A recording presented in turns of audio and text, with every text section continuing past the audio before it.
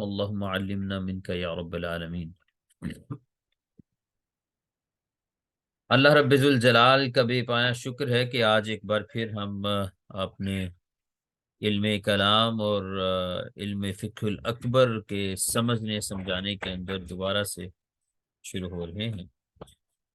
مجھے ایک سیکنڈ دیجیے گا۔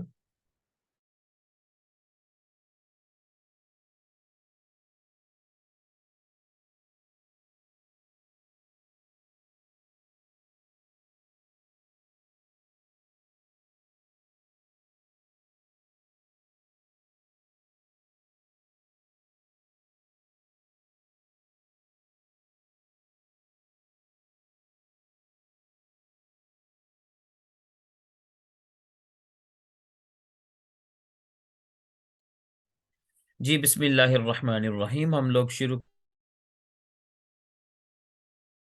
جی بسم اللہ الرحمن الرحیم۔ آئی تھنک یہ کٹ گیا تھا درمیان میں۔ بیٹے چپ کر دو نا، چپ کر، کدھر گئے سر؟ سر کے سامنے تو مائک پہ چھوڑ رہے ہیں۔ چپ کر جی، آج چپ کر جی۔ ہاں جی ہاں جی، آنے لگے آنے لگے۔ مجھے تھوڑا سا پڑھانے دیں۔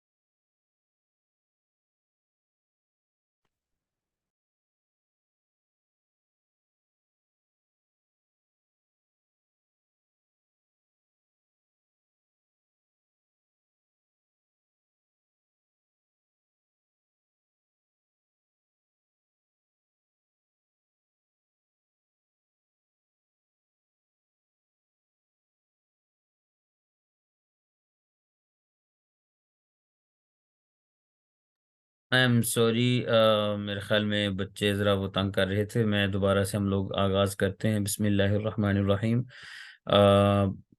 کتاب میں نے آپ کے ساتھ شیئر کر دی ہے، اس کا پیج نمبر جو ہے ابھی میں آپ کو بتایا دیتا ہوں۔ ہم لوگ کہاں پہ تھے؟ اللہ اکبر۔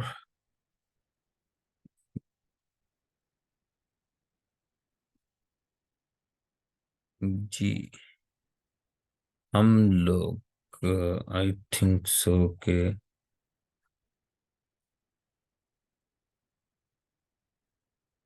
جی 44 نمبر سے میرے خیال شروع کر لیتے ہیں۔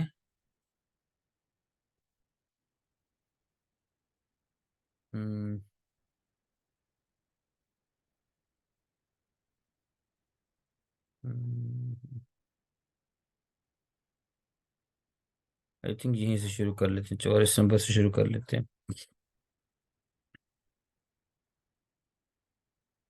جی بسم اللہ الرحمن الرحیم۔ 44 نمبر پیج نمبر ہے 23، 23 نمبر پیج ہے۔ میرا خیال ہے آپ کے ساتھ کتاب اگر شیئر کر دوں، اگر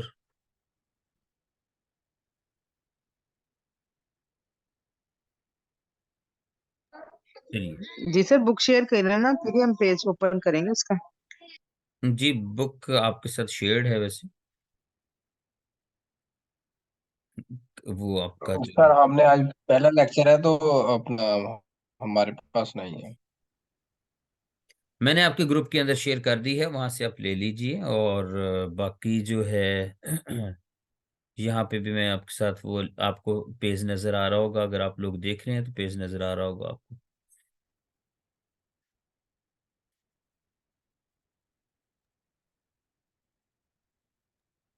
جی سر، پیج تو نظر آ رہا ہے، لیکن سر مطلب آپ یہ جو ہے جی عربی لکھی ہوئی ہے جی عربی اور اردو سر، دونوں پیج تو لکھی ہوئی نظر ہیں، آ لیکن آپ نے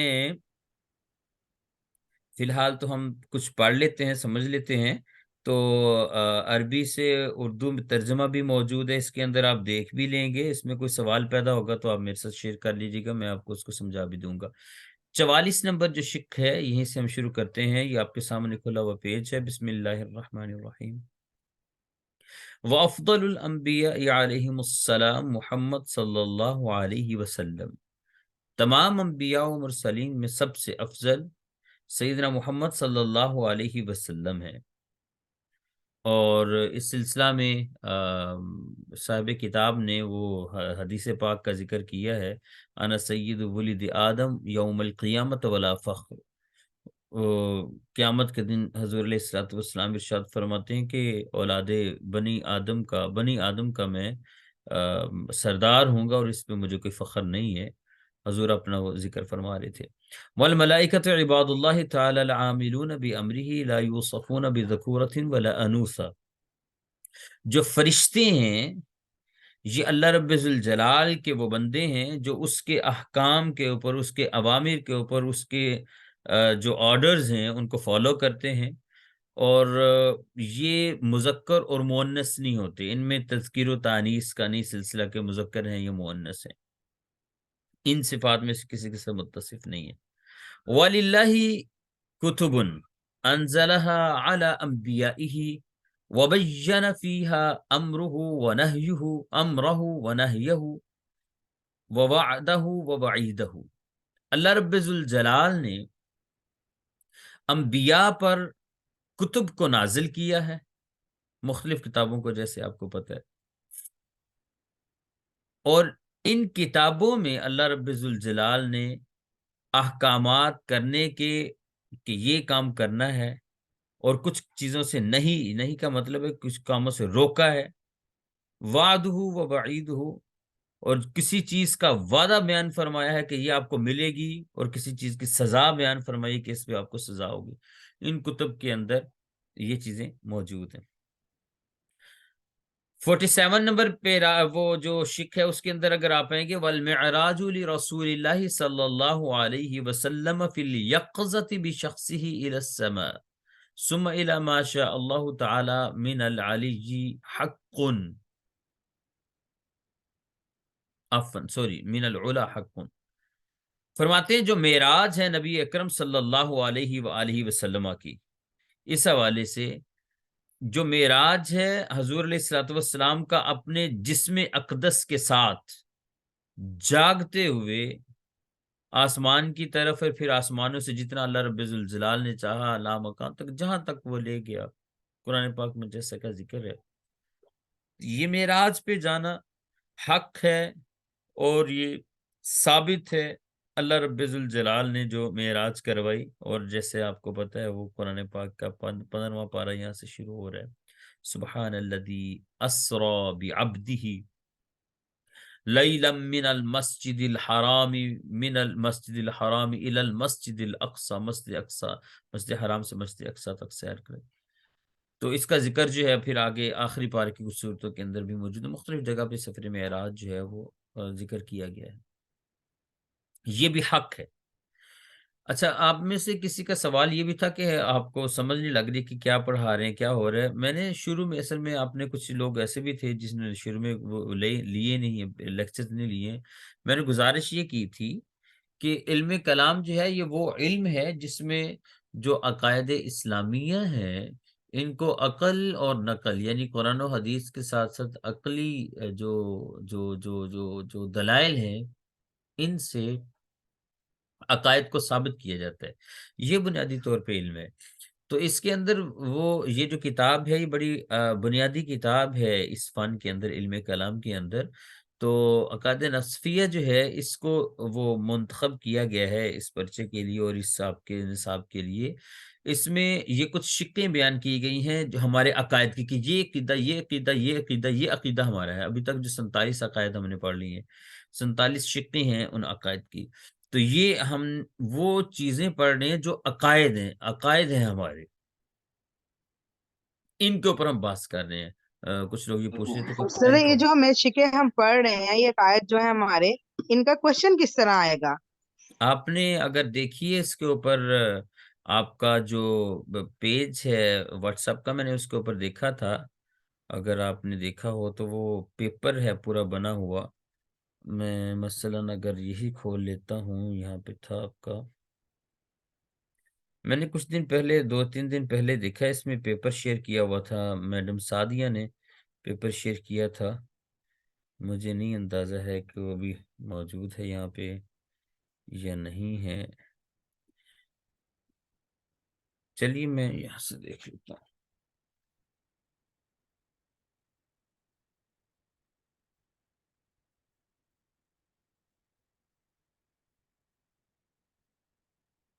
جی میرے سامنے آ گیا، عقائد کا پرچہ ہے. سوال اس میں یہ ہے، مثلاً یہ دیکھیے، علم العقائد کی تعریف بیان کیجیے، یہ ہمارا پہلا لیکچر تھا. موضوع اور غرض تحریر کیجیے، یہ تھا. پھر عقائد نصفی، یعنی عقائد نصفیہ جو یہ کتاب ہے، کہ اس کے مصنف کا چند سطور میں تعارف کروائیے. تیسرے نمبر پہ سوال یہ ہے کہ علم کے جو اسباب ہیں، جو علم کے ذرائع ہیں، وہ کون سے ہیں. یہ بالکل شروع والا پہلا جو لیکچر تھا، تقریباً یہ دوسرا لیکچر تھا، اس کے اندر ہم نے یہ باتیں کی ہوئی ہیں. اس کے بعد ہے کہ سوری میں کہاں چلا گیا، جی بالکل ٹھیک ہے. پھر ہے خبر صادق جو ہے، اس کی اقسام بیان کریں اور ان سے حاصل ہونے والا جو علم ہے اس کی وضاحت کریں. یہ بھی ہم نے وہ شروع میں پہلے پیج کے اوپر پڑھا تھا.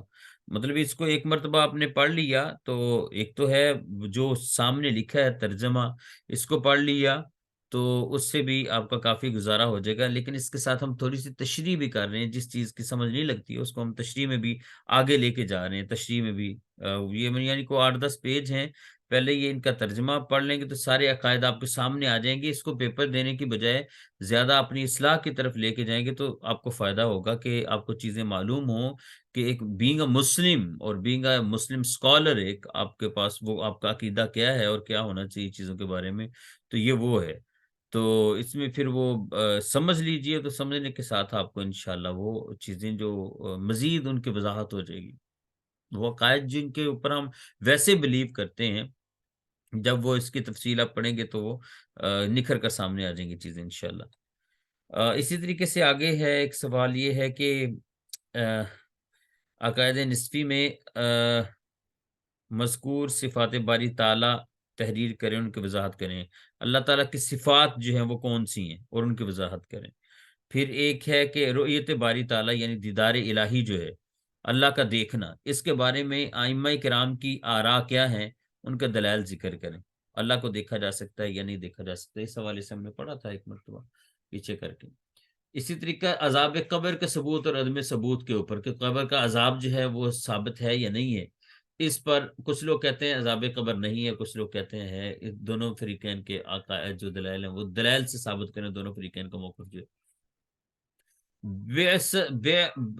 بعث اعمال کا وزن اور صراط یعنی پل صراط کے بارے میں عقیدہ اہل سنت کیا ہے، اس کو دلیل سے واضح کریں. گناہ کبیرہ کا ارتکاب مومن کے ایمان میں رہنے یا اس سے خارج ہونے کے بارے میں اہل سنت، معتزلہ اور خوارج تینوں کے موقف دلائل سے واضح کریں. اسی طریقے سے شفاعت سے کیا مراد ہے، شفاعت کے متعلق اہل سنت اور دیگر فرقوں کا موقف بیان کریں. یہ اس کے ہے ڈیٹیل جی، جو پیپر ہم نے میرے سامنے کھلا ہوا ایک پیپر جس نے یہ سوال کیا تھا، آپ کو واضح ہو گیا جی؟ جی سر، یہ جو بک ہے ہماری آپ نے شیئر کی ابھی، یہ قاعدہ نفس والی، ٹوٹل یہی ہمارا نصاب ہے، ایسے ہی ہے؟ جی جی جی. جی سر، جزاک اللہ، ہو گیا کلیئر. اوکے جی، آگے چلتے ہیں. تو یہاں پہ 48 نمبر پہ دیکھیے تو وَكَرَامَاتُ الْأَوْلِيَاءِ حَقٌّ، جو اولیاء کی کرامات ہوتی ہیں یہ حق ہیں، ثابت ہیں. فَتُظْهِرُ الْكَرَامَةَ عَلَى طَرِيقِ نَقْضِ الْعَادَةِ لِلْوَلِيِّ مِنْ قَطْعِ الْمُسَافَةِ الْبَعِيدَةِ فِي الْمُدَّةِ الْقَلِيلَةِ وظهور الطعام والشراب واللباس عند الحاجة والمشي على الماء وفي الهواء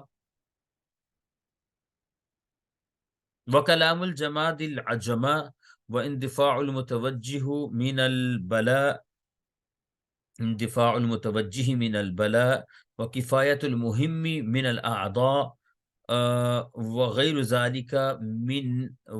ذالک من الاشیاء. فرماتے ہیں جو کرامات ہے، کرامت ہوتی کیا ہے؟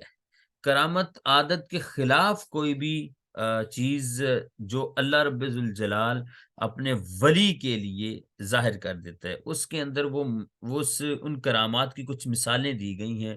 جیسے جو گھنٹوں کی مدت ہے وہ بہت جلدی، یعنی تھوڑے سے وقت میں طے کر لینا. جو بہت بڑی بہت زیادہ مدت ہے اس کو تھوڑے عرصے میں طے کر لینا. اور اسی طریقے سے کھانے کا پیش ہو جانا، لباس کا آ جانا، پینے والی چیز کا آ جانا، پانی پر تیرنا، ہوا میں چلنا، ہوا میں اڑنا، یعنی یہ تمام کرامات جو ہیں یہ ممکن ہیں اللہ رب ذوالجلال کے ولی کے لیے.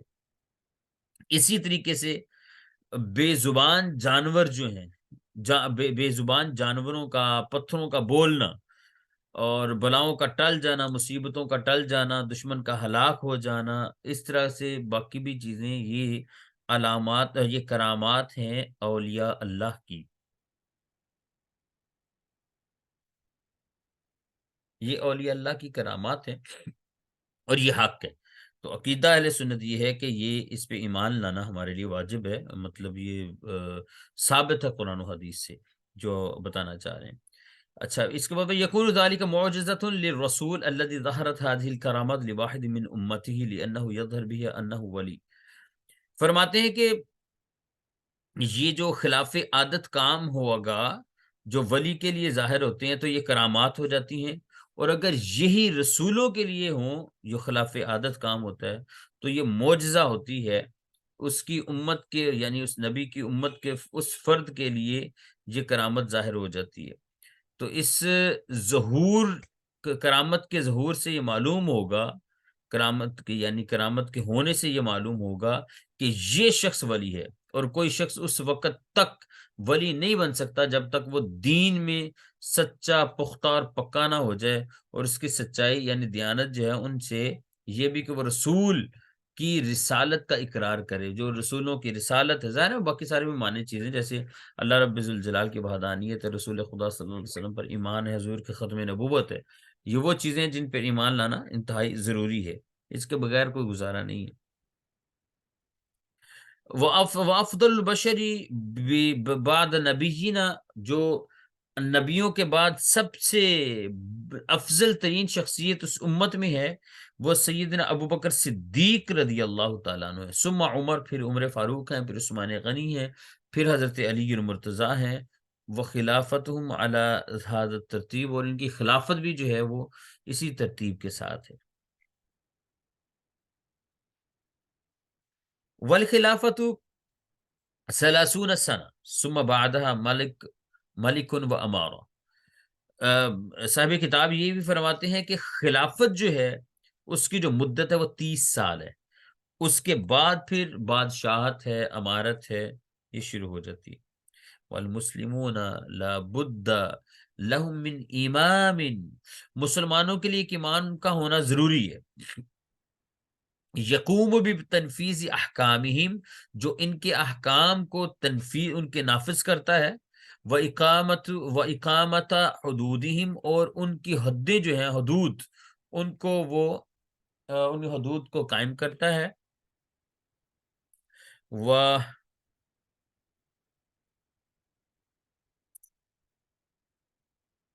حدود کو قائم کرتا ہے. وسد ثغورہم، اور ان کی جو حدیں ہیں ان کی وہ حفاظت کرتا ہے. اور وتجہیز جیوشہم، اور ان کے جو لشکر ہے ان کی تیاری کرتا ہے. و اخذ صدقاتہم اور ان کے جو صدقات وغیرہ ہیں ان کو وہ وصول کرتا ہے. اور اسی طریقے سے جو ظالم ہیں، چور ہیں، ڈاکو ہیں، اس طرح کے جو لوگ ہیں ظالم، ان کا کلا کما کرتا ہے. اور پھر وہ اقامت الجمع والاعیاد، جمعوں میں، عیدوں کو قائم کرتے ہیں. اس سے مواقع ایسے جو جو جو جو جو سیلیبریشن کے دن آتے ہیں تو ان کو باقاعدہ سیلیبریٹ کرنا، وہ بندہ کرتا ہے. اور پھر جو بندوں کے درمیان جو جھگڑے وغیرہ ہیں، جو اختلافات ہیں، ان کو ختم کروانے میں وہ مددگار ہوتا ہے، ان کو ختم کرواتا ہے، جھگڑے نمٹاتا ہے، یہ جو امام ہوتا ہے. اور اس کے بعد پھر وہ الشہادات القائمہ علی الحقوق وہ قبول الشہادات القائمہ علی الحقوق، اور جو گواہیاں آتی ہیں ان کو وہ پھر وہ قبول کرتا ہے کسی کے بھی حق کے اندر. اور اسی طریقے سے وہ تزویج الصغار والصغار، اور وہ تزویج صغار، اور جن بچوں کے اور ان بچوں کا نکاح کرواتا ہے، یہ شادی کرواتا ہے، والصغائر الذین لا اولیاء لہم، جن کے کوئی والدین یا ان کے کوئی گارڈینز نہیں ہوتے، تو ان کے لیے وہ ایز اے گارڈین وہ ہوتا ہے. تو قسمت الغنائم، اور جو غنیمت ہے اس کو بھی وہ تقسیم کرتا ہے. یہ امام جو ہے اس کی وجوہ سمجھیے کہ بتائی گئی ہیں. جو بادشاہ وقت ہے، جو شیخ الاسلام ہے، خلیفۃ المسلمین ہے، یہ اس کی ڈیوٹیز بتائی گئی ہیں کہ وہ یہ کام کرے گا. اور ظاہر ہے وہ خود کام نہیں یہ ساری چیز کرتا، اس کے لیے وہ آگے اس کی وہ جیسے ہمارے ہاں ایک ادارہ ہوتا ہے، اس ادارے کے اندر سارے افراد ہوتے ہیں، اور افراد کے ہر کام ذمہ داری ہوتی ہے، تو وہ خود جو ہے وہ تنفیذ کروائے گا. اصل میں تو اس نے تنفیذ کروانا ہے، اس نے خود نہیں کرنا، وہ تنفیذ کروائے گا. یہ امامت کے حوالے سے ہمارا عقیدہ ہے. ثم ينبغي أن يكون الإمام ظاهرا لا مختفيا ولا منتظرا، ويكون من قريش ولا يجوز من غيرهم ولا يختص بني هاشم. اب چونکہ اس میں اب وہ آگے جا کے شیعہ کا اختلاف بھی ہے، جیسے میں نے گزارش کی تھی، ابھی ہم صرف اور صرف ایک جنرل اور اس کو بالکل صرف ہم فہم کر رہے ہیں، ایک عبارت کو سمجھ رہے ہیں، اس کو ابھی ہم ڈیٹیل میں نہیں جا رہے کہ یہ ہونا ضروری ہے کہ نہیں ہے، وہ کون ہے، اس کی صفات کیا ہیں، کیا اسلام میں اور جو تشیع ہے یا شیعہ جو ہیں ان کے ہاں اس کا کیا تصور ہے، اور دونوں کا مقابلہ کیسے ہے، یعنی وہ یہ کہ کہتے ہیں تو ان کے دلائل کیا، یہ کیا کہتے ہیں تو ان کے دلائل کیا ہے. تو وہ جو ان کے ہاں امام مہدی کا تصور کیا، ہمارے ہاں امام مہدی کا کیا تصور ہے، امام منتظر جسے ہم کہتے ہیں. تو اسی طریقے سے ان کے ہاں دجال کا کیا تصور ہے، ہمارے ہاں دجال کا کیا تصور ہے. یعنی وہ چیزیں جو کہ اختلافی بھی ہیں اور وہ ڈیٹیلڈ ہیں، وہ ہم لوگ وہ اس کے بعد کریں گے. جیسے ہماری یہ ختم ہونے لگا ہے کچھ ہی ایک دو دن میں، مطلب ایک دو لیکچر میں یہ ختم ہو جائیں گی یہ شکیں، جو ہمارے یعنی عقائد کا جو اظہار ہے ہمارا یہ ختم ہوتا ہے، پھر ہم اس کی تفصیل کے اندر انشاءاللہ جاتے ہیں. تو جو اس کا فقط فی الحال جو فوری طور پہ ضروری ہے وہ یہ ہے کہ یہ پڑھنا کہ عقیدہ ہے کیا، تو وہ اس کی بات کر رہے ہیں. عقیدہ جو ہے اس حوالے سے، امام کے حوالے سے، امامت کے حوالے سے یہ بھی ہے کہ امام کا ظاہر ہونا ضروری ہے، تو وہ سامنے ہو، موجود ہو، نہ یہ کہ وہ لوگوں سے وہ پوشیدہ ہو یا غائب ہو کہ لوگ اس کا انتظار کریں. امام کا قریش سے ہونا یہ ضروری ہے، یہ ایک بات آئی ہے. وَيَكُونُ مِن قریش، جو امامت ہے، جو جو جو امام ہوگا، جو خلیفہ ہوگا، جو اس کی اب وہ بات ہو رہی ہے. وَيَكُونُ مِن قریش، یہ قریش سے ہوگا. ولا يجوز من غیرہم، ان کے علاوہ یہ اس کا جواز جو ہے وہ نہیں ہے، جائز نہیں ہے. ولا يختص ببنی ہاشم، اور بنی ہاشم کے ساتھ بھی یہ خاص نہیں ہے. یعنی قریش کے پھر آگے قبائل تھے، تو بنو ہاشم کے ساتھ ہونا خاص نہیں ہے، بلکہ یہ دوسرے قبیلے سے بھی ہو سکتا ہے، لیکن وہ قریش میں سے ہونا وہ ضروری ہے. جو امام ہوگا، جسے ہم کہتے ہیں کہ جو خلفاء میں سے ہو، پھر وہ آگے جس کی امامت کی ہم وہ بات کر رہے ہیں. ولا يشترط ان يكون معصوما ولا ان يكون افضل اهل زمانه، اور امام کا معصوم ہونا شرط نہیں ہے. معصوم جو ہوتے ہیں چونکہ فقط انبیاء کی ذاتی، خیر وہ ہم ظاہر وہ بعد میں پڑھیں گے. تو فی الحال اتنا دیکھ لیجئے کہ امام کا معصوم ہونا جو ہے وہ شرط نہیں ہے کہ وہ معصوم ہو. ولا یکون افضل اہل زمانی، اور یہ بھی ضروری ہے کہ وہ ہر طرح سے، ہر جانب سے وہ زمانے کے اندر سب سے بہترین ہی بندہ ہو. ہاں لیکن جو یشترط یکون من اہل الولایت المطلقۃ کاملہ، ہاں جو ولایت مطلقہ کی جو باقی شروط کا پایا جانا ہے وہ اس کے اندر ضروری ہے، تاکہ وہ اس سارے کی نگہبانی بھی کر سکے، اس سارے نظام کو چلا سکے، اور وہ جو اسلام کے احکام ہیں ان کو نافذ کر سکے، اسلام کے حدود کی حفاظت کر سکے، ظالم سے مظلوم کو انصاف دلا سکے، ظالم کا حق جو ہے، مظلوم کا حق جو ہے اس کو دلا سکے وغیرہ. یہ وہ جو امام ہوگا اس کے لیے شرائط ہے یہ، اور امام کی یہ ڈیوٹیز جو ہیں وہ ایک ریاست کے اندر یہ ہوئے گی، یہ بتایا جا رہا ہے. ولا ينعزل الامام بالفسق والجور، فسق و فجور کی وجہ سے امام کو معزول نہیں کیا جائے گا. اس کے اندر فسق کی کوئی علامت آ جاتی ہے، کوئی گناہ کا عنصر پایا جاتا ہے کہ بھئی یہ بندہ جو ہے نا اس کے اندر یہ ایک یہ سبب پایا گیا ہے، مثال کے طور پہ کوئی گناہ کی کوئی چیز آ گئی ہے، تو اس فسق کی وجہ سے اس امام کو امامت سے وہ جو ہے وہ معزول نہیں کیا جائے گا، اور اس کو پیچھے نہیں ہٹایا جائے گا. وتجوز الصلاة خلف كل بر وفاجر ويصلى على كل بر وفاجر، نماز ہر نیک و بد کے پیچھے جائز ہے. یعنی ایک بندہ ہے جو وہ نیک نہیں ہے، اس کے اندر کوئی نہ کوئی اگر کوئی ایسی ظاہر ہو رہی ہے، کوئی فسق والی کو علامت بھی ہوگی، تو اس کے پیچھے بھی نماز جائز ہے. تجوز الصلاة خلف الامام خلف کل بر و فاجر. جو جیسے ہمارے ہاں فسق و فجور کہتے ہیں، کوئی مثال کے طور پر کوئی غیبت ہو گئی، کوئی چغلی ہو گئی، کوئی ایسا کوئی گناہ کا ایسا پہلو پایا جائے جس بندے میں، تو اب بندہ کہ میں اس کے پیچھے نماز نہیں پڑھنی، یہ امامت کے قابل نہیں ہے، یہ امام نہیں ہو سکتا، یا میں اس کو امام نہیں مانتا، ایسا نہیں ہے. بلکہ وہ نیک شخص ہو، اور اگر اس میں کوئی چھوٹی موٹی کوئی بدی بھی پائی جائے تو کوئی اتنا بڑا وہ کوئی واویلا کرنے کی ضرورت نہیں ہے، اس کے پیچھے نماز جائز ہے. اسی طریقے سے ہر نیک و بد کا، نیک تو اب وہ ہوگا ہی تو اس کو پتہ ہی ہے، لیکن جو برا شخص بھی ہے اس کی بھی نماز جنازہ جو ہے وہ پڑھی جائے گی، وہ اگرچہ برا ہی کیوں نہ، لیکن نماز جنازہ اس پہ پڑھی جائے گی. وَيُكَفُّ عَنْ ذِكْرِ الصِّحَابَةِ إِلَّا بِخَيْرٍ، اور صحابہ کرام کا تذکرہ جو ہے یہ بھلائی کے ساتھ، خیر کے ساتھ کیا جائے گا.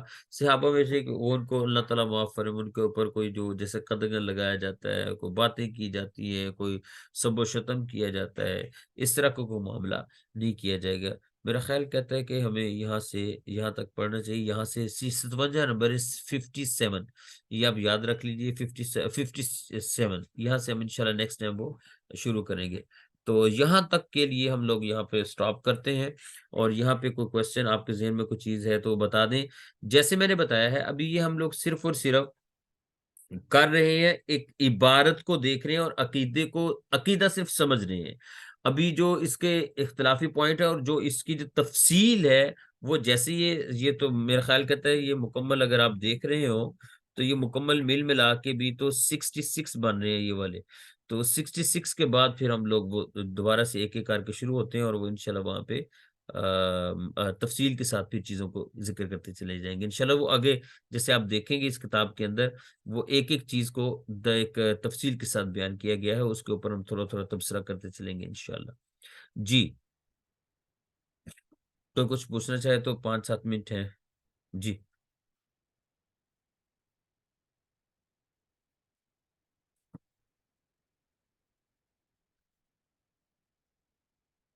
میری آواز آ رہی ہے؟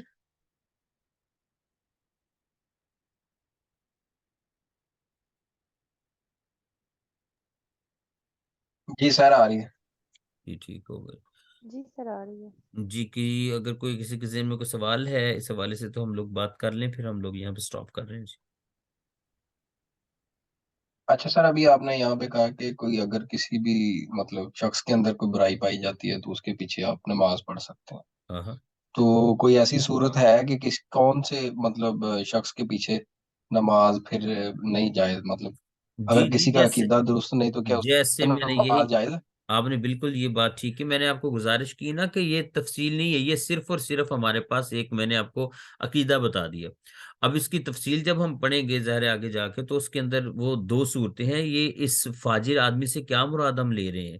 یہ فاجر آدمی سے مراد کہ وہ ایک، جیسے میں نے کہا نا کہ ایک تو ہے نیک، نیک تو ہے جس کے اندر کوئی برائی نہیں پائی جا رہی ہے، لیکن یہ برائی جس بندے کے اندر پائی جا رہی ہے تو اس کے پیچھے نماز پڑھی جا سکتی ہے۔ وہ برائی کس حد تک ہونی چاہیے کہ وہ گناہ کبیرہ کا مرتکب ہے، لیکن وہ کبیرہ وہ ایسے ہیں جو وہ نظر نہیں آ رہے، یا متعدی نہیں ہے، یا وہ ایسے یا وہ صرف صغیرہ ہیں، تو جس کا تعلق جو ہے وہ بندے کی ذات سے ہے۔ کچھ ایسی چیزیں ہیں جو کہ وہ اللہ اور اس کے بندے کے درمیان کچھ چیزیں ہوتی ہیں، مطلب اس کے اندر وہ ایسے گناہ ہیں جس سے بندے کی جو شخصیت ہے وہ معاشرے کے اندر برا، مطلب اس طرح سے نہیں جانا جاتا، لیکن اگر وہ واضح برائی نہیں ہے جسے ہم کہتے ہیں، یا بہت زیادہ وہ اس کو برا نہیں سمجھا جاتا، تو یہ اس کے اندر پھر آگے جا کے ہم اختلاف پڑیں گے نا کہ وہ کون سا فاجر ہے۔ ایک فاجر ہے وہ جو کہ نعوذ باللہ، اللہ تعالیٰ معاف فرمائے، کہ زنا کرتا ہے، وہ ڈاکہ ڈالتا ہے، ظلم کرتا ہے، چوری کرتا ہے، ڈاکے ڈالتا ہے، اللہ معاف فرمائے شراب پیتا ہے۔ تو یہ ہے وہ چیزیں جو کہ معاشرے کے اندر یعنی بڑے گناہ ہیں، بڑا اس کا سمجھا جاتا ہے کہ یہ بندہ صحیح والا جو ہے یہ حق سے بھٹک گیا ہے، راستے سے نکل گیا ہے۔ لیکن وہ کچھ ایسے چھوٹے موٹے گناہ ہیں جیسے کہ غیبت، چغلی، مطلب ہم اس کو چھوٹا نہیں کہتے ہیں، لیکن اس انداز میں چوٹا کہہ رہا ہوں، ان کے مقابلے کے اندر چھوٹا کہہ رہا ہوں۔ تو وہ کچھ ایسی چیزیں، تو ایسے کیسے بندے کے پیچھے نماز پڑھی جا سکتی ہے، یہ اس کے بارے میں ہے۔ تو وہ کون سا فاجر ہوگا، وہ اس کے بارے میں ظاہر ہے ہم لوگ وہ پڑھیں گے تفصیل کے ساتھ۔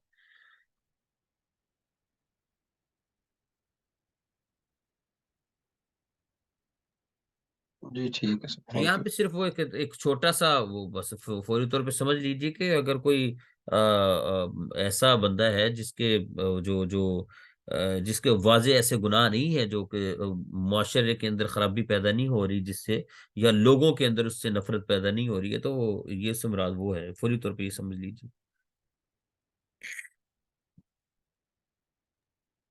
جی سر، لے جی، یہاں پہ ہم سٹاپ کرتے ہیں، یہاں سے آگے انشاءاللہ ہم نیکسٹ ٹائم چلیں گے۔ السلام علیکم ورحمۃ اللہ وبرکاتہ۔